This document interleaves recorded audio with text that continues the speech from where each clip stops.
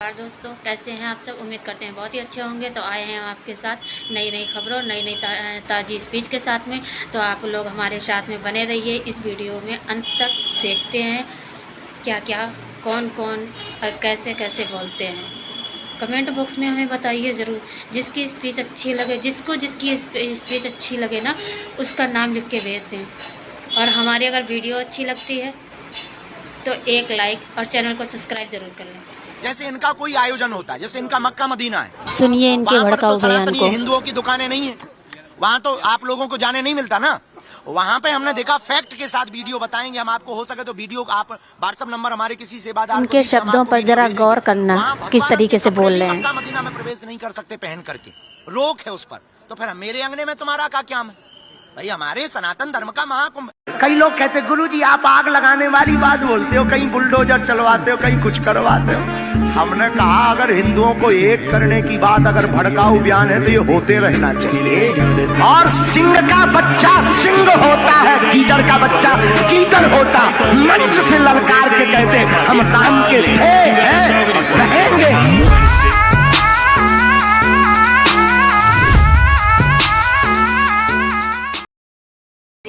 अभी और भी सुनिए स्पीच। ये स्पीच कैसी लगती है आप ज़रूर कमेंट बॉक्स में बताना। जिसकी स्पीच अच्छी लगे वो उनका नाम लिख के मुझे कमेंट बॉक्स में भेज सकते हैं। आप मुझे कैसे कह सकते हैं? शास्त्री कह रहे हैं आपके गुरु। आप मेरी बात सुनिए, आप मुझे कैसे कह सकते हैं? आपके गुरु कह रहे हैं कि जो कुंभ में नहीं जाएगा वो देशद्रोही है। पहली बात तो मैं आपको ये बोल दूं, मैंने आपको बोला ना कि वो अघोषित राष्ट्रीय प्रवक्ता होने के कारण से अपने ज्ञान को अंधकार में लेकर के जा रहे हैं। एक ही सवाल का जवाब मैंने आपको एक ही बार में दिया है, ठीक है। दूसरी बात रही बात कि जो कुंभ में नहीं जाएगा, चलिए मैं तो कुंभ में जा ही रही हूँ, मेरी तो आप छोड़ ही दीजिए। दूसरी बात मैं ये बोलूँगी, जितने फौजी हमारे सीमा पर बैठे हुए हैं, भारत की सीमा की सुरक्षा कर रहे हैं, चाइना से, पाकिस्तान से और अलग अलग देशों से जो कर रहे हैं, अपना घर छोड़ करके, अपने बच्चे छोड़ करके, बीवी छोड़ करके, माँ बाप छोड़ करके, भाई बहन छोड़ करके, और अपना ये समाज, ये गाँव कल्चर पूरा छोड़ करके जो वहाँ पर रक्षा कर रहे हैं वो नहीं जा पा रहे हैं। अगर सारे के सारे सैनिकों को महाकुंभ में स्नान करने के लिए बुला लिया जाएगा तो क्या धीरेन्द्र शास्त्री जी वहाँ पर रक्षा करेंगे? बताइए। तो क्या वो सभी सैनिक, जितने फौजी, बीएसएफ, सीआरपीएफ, आरएएफ, जितने भी बाल हैं, मणिपुर में इतनी सेना लगी हुई है, क्या वो अगर सारे छोड़ करके चले जाएं? केस दर्ज होना चाहिए। बिल्कुल होना चाहिए, क्यों नहीं होना चाहिए? करें, वो फौजी लोग करें। कि क्या हम पागल हैं? हम यहाँ देश की सुरक्षा कर रहे हैं, हम मूर्ख हैं? करना चाहिए फौजियों को, क्यों नहीं करनी चाहिए? तो अब आप जाएंगे धीरेन्द्र शास्त्री के पास कथा सुनने? देखिए मेरी बात सुनिए, मेरा वहाँ, मैं बागेश्वर धाम से जुड़ी हुई हूँ, वो एक पीठ है, वो एक वहाँ बालाजी वास करते हैं, वहाँ जाने से मुझे कोई नहीं रोक सकता। वहाँ जाने से मुझे नहीं कोई रोक सकता। मची थी ये जो पर्चे निकालते हैं तुम्हारे गुरुजी धीरेन्द्र शास्त्री, तब पर्चा क्यों नहीं निकाला कि भगदड़ मचने मैंने आपको क्या बोला? वो अघोषित प्रवक्ता बनने के चक्कर में इस तरीके के बयान क्यों दे रहे, क्यों नहीं निकाल रहे? ऐसे तो हमारे अभी मुक्तेश्वर, देखिए अभी हमारे अभी मुक्तेश्वरानंद जी ने भी कहा था ज्योतिष मठ ढस रहा है नीचे जमीन में। आप मानती है फर्जी है ठीक? देखिए मैं उनको बोली आपको कि वो अच्छे कथावाचक है। कैसे अच्छे कथावाचक का मतलब ये नहीं, कथावाचक का मतलब ये नहीं होता कि आप देखिए, ज्ञान ऐसा नहीं है कि उनको ज्ञान नहीं है। मैं आपको सीधा बोलूं, ऐसा नहीं है कि वो चीजों को नहीं समझते, लोगों की बातें समझते हैं, लोगों की बातों को पढ़ते हैं लोग। इस चीज को मैं झूठ नहीं बोलूंगी, क्योंकि मैं पर्सनली जब मिली हूँ, बहुत सारी चीजें ऐसी उन्होंने मुझे बताई, बहुत लोगों की, मेरे मिलने वालों की भी बताई। मैंने सोचा हो सकता है मेरी पता हो, तो है, थोड़ा कुछ तो है। अभी आप उसको कुछ भी मान लीजिए, लेकिन अब वो इस चीज को, अपनी एनर्जी वहां वेस्ट कर रहे हैं जहां नहीं करनी चाहिए। रोज रेल दुर्घटनाएं हो रही हैं, लोग मर रहे हैं, तो धीरेन्द्र शास्त्री पर्चा क्यों नहीं निकालते? मैं तो बोल रही हूँ निकालिए। क्यों नहीं निकाल रहे? मुझे क्या पता, मैं धीरेन्द्र शास्त्री नहीं हूँ, ये बात आप उनसे पूछिए, क्यों नहीं निकाल रहे हैं? तो फर्जीवाड़ा कर रहे हैं क्या? तो आप ये बात उनसे पूछिए, आप इंटरव्यू लीजिए उनका। मैं चाहती हूँ एक अच्छा पत्रकार उनका इंटरव्यू ले, सवाल लिखने वाला ना ले। मैं भी चाहती हूँ, क्योंकि हम लोग धर्म को मानते हैं और हम लोग पाखंड को नहीं मानते। तो पाखंड तो फैला रहे हैं। तो मैं भी वही बोल रही हूँ ना, आप जाइए इंटरव्यू लीजिए उनका जाके। पाखंड में आप भी शामिल हो? क्यों, कैसे कह सकते हैं आप? कह रही बड़े अच्छे कथावाचक है। कथावाचक तो एक मिनट, प्रदीप मिश्रा जी भी बहुत अच्छे कथावाचक हैं। कैसी बातें आप करते हैं? रितेश्वर महाराज जी हमारे गुरु जो वृंदावन के हैं, वो भी अच्छे कथावाचक हैं। नहीं, बिल्कुल नहीं। मैंने आपको ये नहीं कहा कि पर्चा उनका बेस्ट है या कम है। और पंडोखर धाम सरकार, मैं वहां भी जाती हूँ, ठीक है, वो भी अच्छे अच्छे वाचक हैं और अच्छा पर्चा बनाते हैं। इसका ये मतलब नहीं है कि मैं पाखंड को मान लूंगी। नहीं, जब देश मेरी का आस्था आपका धर्म में है, पर्चे कहाँ चले जाते हैं? मेरी आस्था धर्म में है। बागेश्वर धाम पे बालाजी वास करते हैं, मेरी आस्था बालाजी में है। धीरेन्द्र शास्त्री में ठीक नहीं है, मेरी आस्था धीरेन्द्र शास्त्री जी की सिर्फ कथा में आस्था है, उनके पर्चेवादी में नहीं है। कथा में एक हिंदू हाँ, राष्ट्र बने भारत। देख ये कथा में कहाँ लिखा वो कथा में बताते हैं, वो बताते हैं। वो कथा आपका में बताते हैं वो ऐसी ये चीजें। आपका मत तय करेगा कि आप उनकी अच्छी बातें लेंगे या बुरी सीखेंगे। ये आपका मत है ना। मुसलमानों के खिलाफ बोलते हैं तो वो कथा। ये आपका मत है। मैंने क्या बोला कि जो कृष्ण की कथा है मुझे उसमें इंटरेस्ट है उनकी, और फालतू की बातों में नहीं है। फालतू जो बातें करते बिल्कुल हैं वो। जो फालतू बातें मैं क्यों सुनूं उनकी बातें। जो कृष्ण ने कहा वो उनके अपने मुंह से बोल रहे हैं। कृष्ण ने कहा 4 बातें हम सीखे हैं, तो एक तो अपने मन में धारण करके आए कि विश्व का कल्याण हो। वो विश्व के का कल्याण कहाँ करते हैं? विश्व के कल्याण वाली कथा को सुनना बुरा नहीं है, आप किसी से भी सुन सकते हो। वो तो कभी सनातन की बात करते, कभी हिंदू राष्ट्र की कहीं बात भी करते हैं, किसी कभी भी मुसलमानों की बात करते किसी हैं। भी कथा में या रामचरितमानस में ये सब नहीं लिखा जो आप मुझसे कह रहे वो हैं। तो अपने भक्तों को हमेशा पागल बताते हैं। सनातन धर्म में विश्व का कल्याण हो की बात होती है, वसुदेव कुटुंब की बात होती है। आप उस कथा को सुनिए, उस कथा पे चर्चा वो तो कीजिए। भक्तों को पागल बताते अब हैं, वो मेरे क्या पगले बोलते आगे हैं क्या नहीं बोलते, आप क्यों सुन रहे हैं उनकी बात। अरे आप तो सुनती अरे हैं। मैं सिर्फ कथा सुनती हूँ, फालतू की बातें नहीं सुनती। मेरा जो ये जन्म है, मेरी एज जो है, मेरे माँ बाप ने मुझे पढ़ा करके लिखा करके और मैंने अपनी मेहनत से यहाँ बनी हूँ। ये मैं आपको नहीं सुधार सकती, आपके माँ बाप आपको नहीं सुधार पाए, मैं आपको क्या सुधारूंगी। और ये मेरी जिम्मेदारी नहीं है कि मैं आपको सुधारूं। लोग भगदड़ में मर गए, डेड बॉडी नहीं मिल रही है लोगों की, कुछ परिजनों की नहीं मिल रही, बच्चे मर गए, और कथावाचक कहने की ना मोक्ष प्राप्त हो गया। मैंने तो बोला आप भी मोक्ष लीजिए, शास्त्री जी आप भी मोक्ष लीजिए, अपनी सिक्योरिटी छोड़ के जाइए, कुंभ में घूमिए, वहां दर दर भटकिए, लोगों की तकलीफ को देखिए। आप क्यों इतना टंडिया टमीरा उठा करके गए हैं वहाँ, आप क्यों अपनी सिक्योरिटी लेकर के गए हैं वहाँ। पानी में भी सिक्योरिटी बताइए। मैंने वही बोला ना, आप क्यों लेकर के गए हैं वहाँ अपनी सिक्योरिटी। आप भी छोड़ के जाते जब पता चलता ना कि मोक्ष किसे कहते हैं। अच्छा पूनम पंडित जी, इनको खतरा किससे है जो ये भागेश्वर बाबा जो सिक्योरिटी लेकर चलते हैं? देखिए ये बात आप पूछिए सरकार से कि उन्होंने सिक्योरिटी क्यों दी। आप पूछिए गृह मंत्री जी से। follower है ना उनके? देखिए आप ये बात पूछिए, मैंने सिक्योरिटी दी है क्या, आपने मुझसे सवाल क्या किया है, आपके सवाल का जवाब मैं दे रही हूँ। खतरा किससे है? मैंने आपको आपके सवाल का ही जवाब दिया। ये बात पूछिए गृह मंत्री जी से कि उन्होंने सिक्योरिटी किस बेस पे दी है। मैंने नहीं दी है सिक्योरिटी। तो उनकी सिक्योरिटी का हम विरोध कर रही हैं। देखिए मैंने सीधा आपने मुझसे पूछा उनको खतरा किस चीज से और वो सिक्योरिटी क्यों ले रहे हैं। मैंने आपसे बोला कि आप गृह मंत्री से पूछिए, मुझे क्या पता क्यों दी है, किस खतरे को भापा है सरकार ने, किस खतरे को भापा है गृह मंत्री ने, किस खतरे का आभास देख करके सिक्योरिटी दी है। ये बात पूछिए आप गृह मंत्री से, मैं कौन हूँ सिक्योरिटी देने वाली। ये जो घटना हुई है कुंभ में, जो भगदड़ मची है, लोग मारेंगे, इसकी जिम्मेदारी तो कोई ले ही नहीं रहा। लेनी चाहिए, सरकार को लेनी चाहिए, सत्ता को लेनी चाहिए, क्यों नहीं लेनी चाहिए।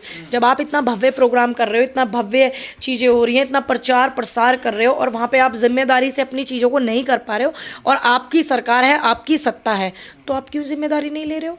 जब महाकुंभ हुआ था, समाजवादी पार्टी की सरकार थी, आजम खान ने इस्तीफा दिया था, तो आप क्यों नहीं इस्तीफा दे रहे हो।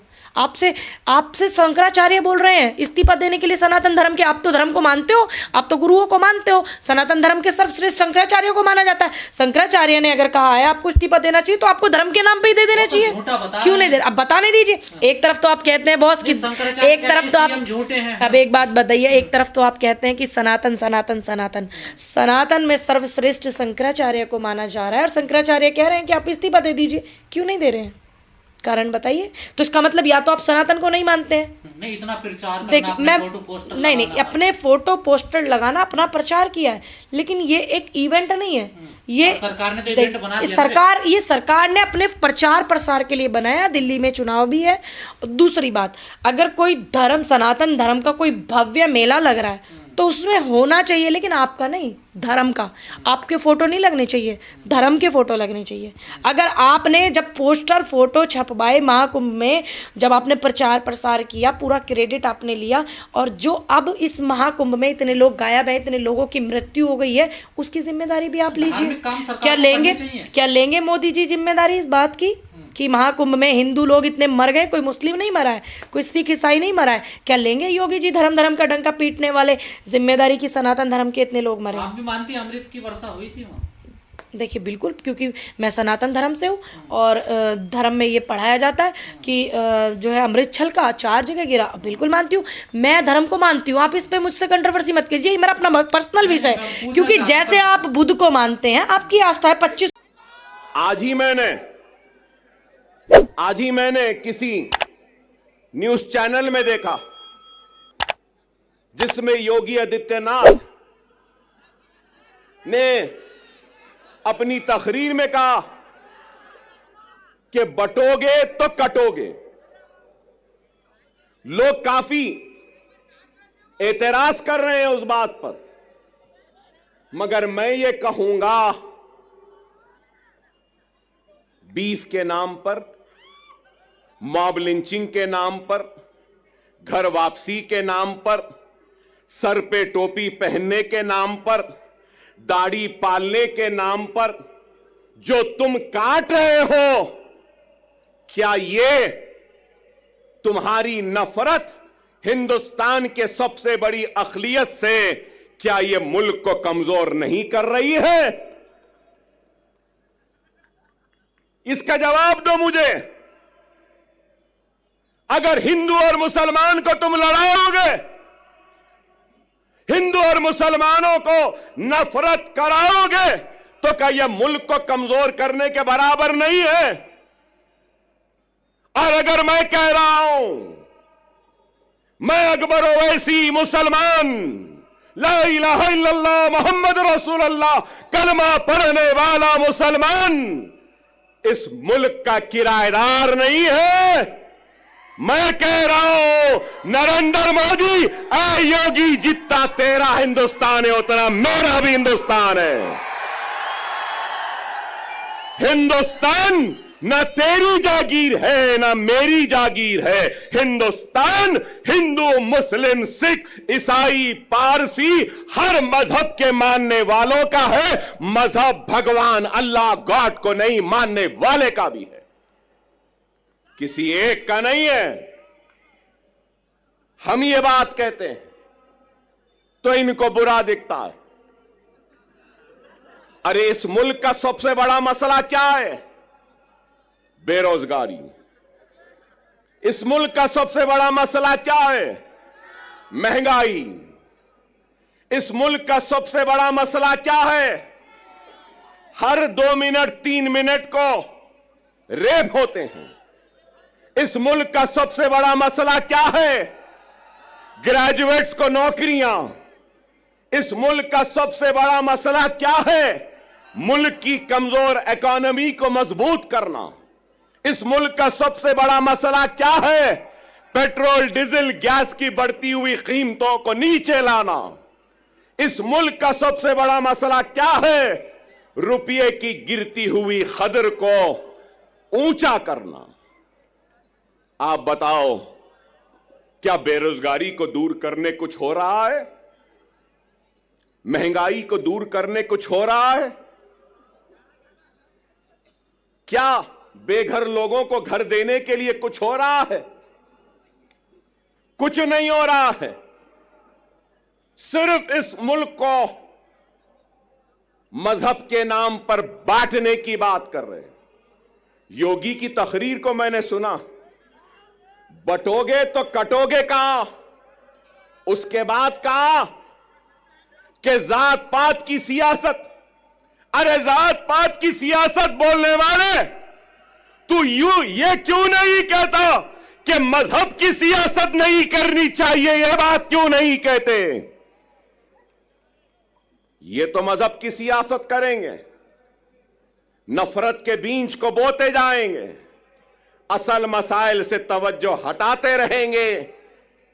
अगर कुछ है तो तलाक़ सलासा। अरे तलाक़ सलासा मसला नहीं है। हर मिनट में होने वाला एक रेप, यह हिंदुस्तान का सबसे बड़ा मसला है।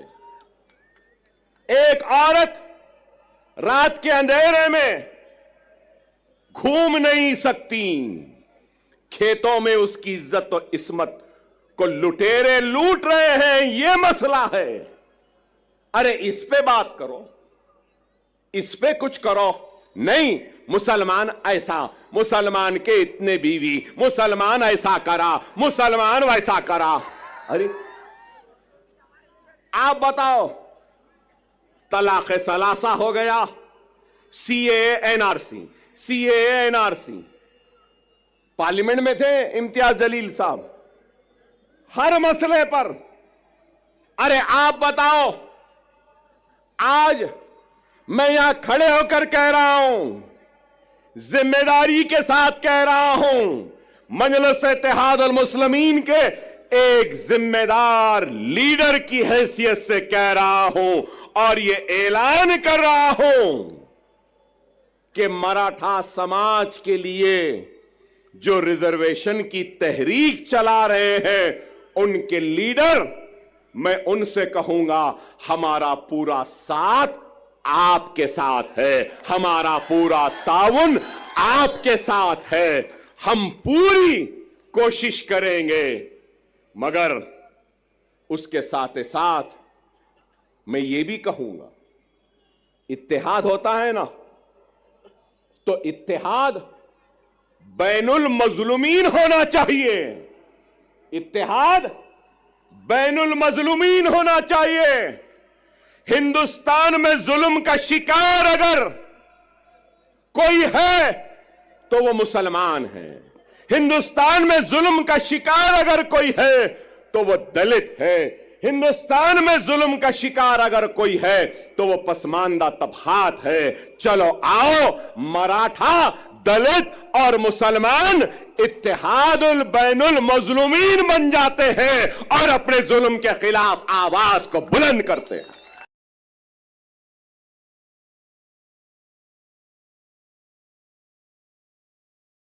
देखिए, धर्म के नाम पर कैसे ठेकेदारी हो रही है।